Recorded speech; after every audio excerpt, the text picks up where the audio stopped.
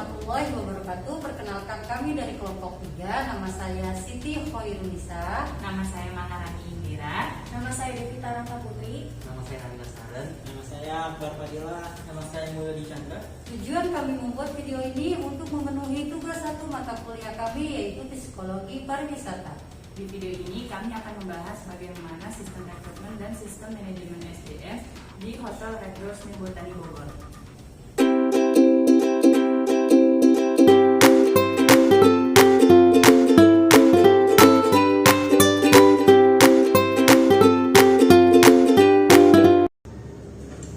Rekrutmen karyawan adalah hal yang paling utama dalam mengelola suatu bisnis. Hal tersebut dikarenakan melalui rekrutmen perusahaan dapat memilih karyawannya yang berkualitas. Sistem rekrutmen diterapkan di dalam bisnis hotel berbeda-beda. Perbedaan tersebut dapat dilihat dari sistem rekrutmen dan standar SDM dari Hotel Red Doors Nirbotani. Baik, kami sekarang sudah bersama dengan Bapak Ilham selaku manajer dari pihak Hotel Red Doors Nirbotani Bogor. Selamat siang Pak, kami dari Universitas Nasional, Prodi Pariwisata. Sebelumnya kami berterima kasih kepada Bapak yang sudah meluangkan waktu dan kesempatannya untuk diwawancarai. Jadi Pak, hari ini kami ingin mewawancarai seputar sistem rekrutmen dan sistem SDM di Hotel Red Doors Nirbotani ini. Pertanyaan pertama Pak, tentang sistem rekrutmen. Bagaimana perencanaan dalam pengadaan karyawan di Hotel Red Doors Nirbotani sendiri Pak? Oh gini ya, biasanya kita sih kalau misalkan ada rekrutmen diutamain dulu kayak orang yang magang dari fakultas apa di sini pernah magang, terus dia udah nyari kerja, dia itu diutamain lah sama kita, karena kan kalau misalkan kita ngambil yang lulusan SMA atau nggak ada keahlian di bidang hotel, kita kan dari trainingnya pun lama juga untuk ngajarinnya kayak gimana. Kita jadi lebih mendahului dulu juga yang udah punya pengalaman lah. Jadi kita pun make sure ke depannya nggak terlalu banyak untuk nge-push, harus kayak gini. Dia tuh udah tahu jobnya masing-masing lah. Kalau misalkan udah lulusan pariwisata lah ibaratnya gitu, yang udah pernah ada pengalaman. Jadi kalau misalkan dari nol sih kita jarang, karena pun untuk training dari nol pun lama lah ibaratnya, untuk caranya kayak gimana pasti ngerusak mobilitas yang lainnya juga gitu. Baik, ada lagi untuk masih dalam sistem perekrutan, bagaimana pelatihan dan pengembangan karyawan yang sudah direkrut? Kalau gitu sih kita biasanya ada training sih Kak, setiap paling lama itu 2 bulan lah, 2 bulan sekali ada gimana untuk ningkatin sumber daya karyawan itu sendiri gitu ya. Entah ada training, ada masukan. Biasanya kan tiap bulan tuh ada namanya catatan si A jeleknya apa, jadi kita bahas dalam satu forum, ya kita disitulah ya, misalkan si A harus kayak gini gitu kan. Jadi biasanya jam maksimal ada 2 bulan lah kita ada konseling antar karyawan lah, bagaimana caranya gimana moving kayak gitu, terus bagaimana caranya setup buat room juga gitulah. Biasanya kan antar karyawan 1, karyawan 2 itu beda-beda lah, ada plus minusnya. Dari situlah kita bisa buat tim yang emang solid gitu, dari A, si B, si C gitu.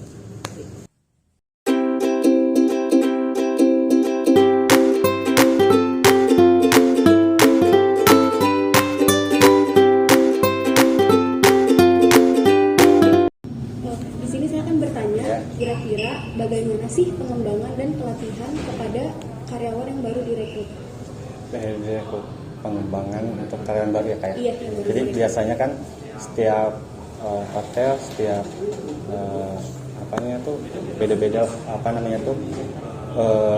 SOP-nya beda-beda lah, semuanya pasti ada yang sama, tapi nggak begitu banyak yang berbeda gitu. Untuk satu sih untuk sini biasanya penguasaan area dulu. Biasanya area dulu kita tunjukin ini kamar A, ini kamar B, terus untuk masalah kayak yang lain-lainnya kayak untuk apa namanya tuh sumber daya biar yang baru tuh biar ngikutin sama yang udah lama. Jadi itu tuh biasanya untuk karyawan baru apa namanya tuh didampingin dulu untuk yang senior biasanya gitu. Ini caranya kayak mopping, terus apa namanya making bed yang kayak gitu-gitu, itu biasanya didampingin dulu. Terus untuk 1-2 hari kita ada apa namanya tuh review kerjaan si yang baru itu kayak gimana, di review dulu biar tahu lah, paham ibaratnya kerjaannya dia, job desk-nya dia apa gitu. Itu biasanya kalau yang baru itu. Terus biasanya kan kalau untuk lulusan perhotelan itu kan udah paham lah ibaratnya. Tapi kan SOP hotel 1, hotel 2 kan beda-beda. Jadi kita untuk dari situ dulu biar biasanya didampingin dulu sama yang senior sih.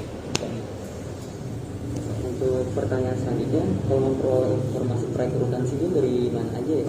Sumber informasinya gitu. Oh, sumbernya biasanya kan kita kan dari Retos Pusat nih, biasanya dari Instagram, terus dari koran juga ada, tapi nggak terlalu banyak sih kalau misalkan apa namanya itu dari koran. Sekarang kan zamannya emang udah digital gitu ya. Biasanya kita kalau nggak di koran masukin ke apa ya sosial media yang ibaratnya yang jadian untuk orang-orang nyari buat rekrutmen gitu biasanya gitu.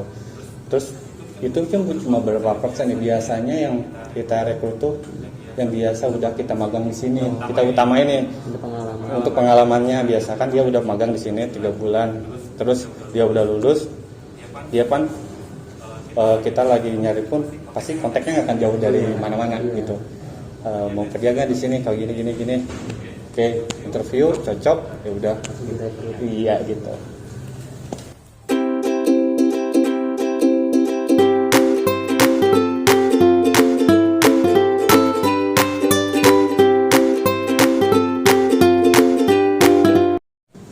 Baik Pak, apakah ada standar SDM untuk bagian-bagian divisi tertentu di Hotel Rectors Nirbotani ini?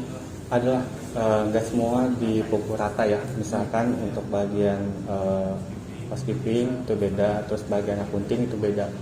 Untuk sini sih gimana pengalaman, gimana lulusan. Kalau misalkan nggak akan mungkin juga kan kita lulusan STM di bagian accounting, nggak akan mungkin juga kan kayak gitu. Jadi sesuai lulusan, sesuai apa namanya tuh pengalamannya dia gitu. Kalau misalkan pengalamannya dia untuk housekeeping ya kita apa namanya tuh di housekeeping. Kalau misalkan bagiannya dia pengalamannya di gudang ya di gudang. Terus bagian apa namanya tuh accounting ya di accounting gitu. Nggak sesuai pengalaman sih biasanya gitu.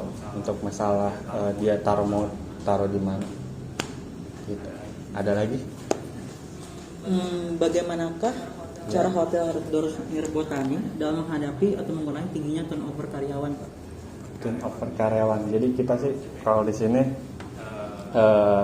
lebih ke kekeluargaan sih. Maksudnya tuh untuk cara pendekatannya, terus biar dia ibaratnya betah di sini. Biasanya kan di sini ada jenjang karir.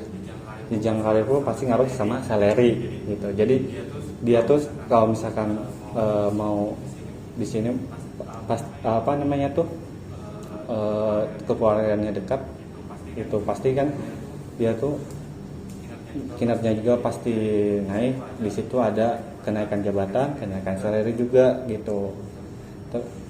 Dari itu sih kayak turnover di sini nggak terlalu banyak turnover ibaratnya keluar masuk kan itu juga agak capek ke kitanya juga gitu ya untuk ngerekrut lagi orang baru, terus ibaratnya training lagi gitu. Itu Pak ibaratnya yang diminimalisir lah untuk masalah itu gitu. Ada lagi? Sudah. Baik, demikianlah hasil wawancara kami tentang sistem rekrutmen dan standar SDM. Terima kasih Bapak atas informasi yang telah diberikan serta kesediaan waktunya. Siap.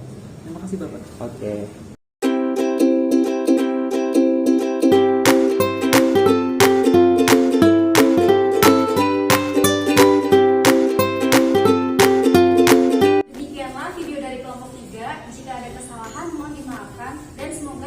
yang diberikan bermanfaat. Akhir kata, wassalamualaikum